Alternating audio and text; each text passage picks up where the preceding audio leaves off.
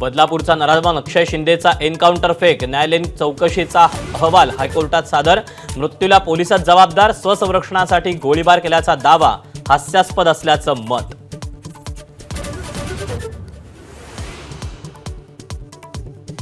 फडणवीसांना अंधारात ठेवून अक्षयचा एन्काउंटर करण्यात आला, संजय राऊत यांचा दावा. पोलिसांसोबतच एकनाथ शिंदे आणि फडणवीसांचीही जबाबदारी, वडेट्टीवारांचा हल्लाबोल, तर आदेश देणाऱ्यांना शोधा, आव्हाडांची मागणी.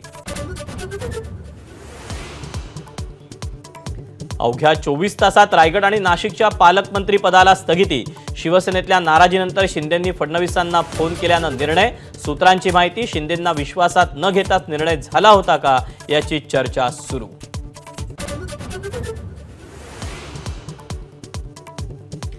नाराजी नाही पण पालकमंत्री पदाची अपेक्षा करणं काय वाईट, दरेगावातून एकनाथ शिंदेंची प्रतिक्रिया. तर शिंदेंसोबत चर्चा झाली होती, चंद्रशेखर बावनकुळेंचं स्पष्टीकरण.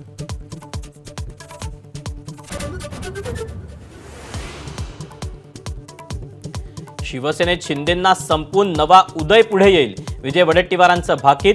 20 आमदार उदय सामंतांसोबत, संजय राऊतांचा दावा. तर शिंदे आणि आपल्यात फूट पाडण्याचं षडयंत्र यशस्वी होणार नाही, सामंतांची प्रतिक्रिया.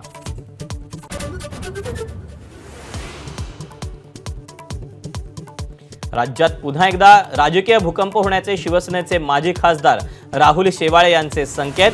ठाकरेंच्या शिवसेनेचे 15 आणि काँग्रेसचे 10 आमदार संपर्कात असल्याचा दावा.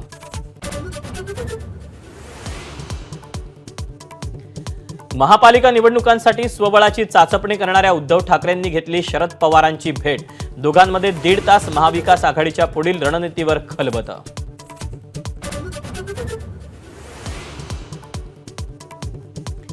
धनंजय मुंडेंना पक्षात घेण्याची शरद पवारांची इच्छा नव्हती, घर फुटतंय असं गोपीनाथ मुंडेंनाही सांगितलं.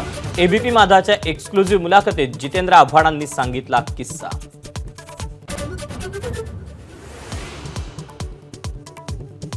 सैफवर हल्ला करणारा शहजाद मोहम्मद बांगलादेशात कुस्तीपटू असल्याचं उघड.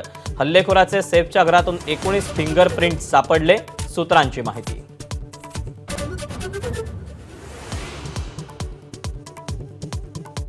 वाल्मिक कराड प्रकरणात भाजपचे पुण्यातले माजी नगरसेवक दत्ता खाडे यांची सीआयडी चौकशी. कराडच्या दुसऱ्या पत्नीच्या नावे असलेल्या ऑफिसच्या व्यवहारात खाडे मध्यस्थ असल्याचा संशय.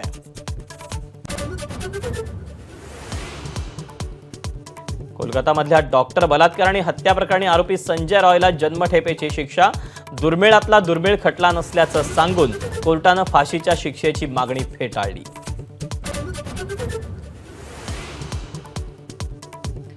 अमेरिकेचे नवे राष्ट्राध्यक्ष म्हणून डोनाल्ड ट्रम्प यांच्या शपथविधी समारंभाला सुरुवात. अर्ध्या तासात अमेरिकेत सुरू होणार ट्रम्प पर्व.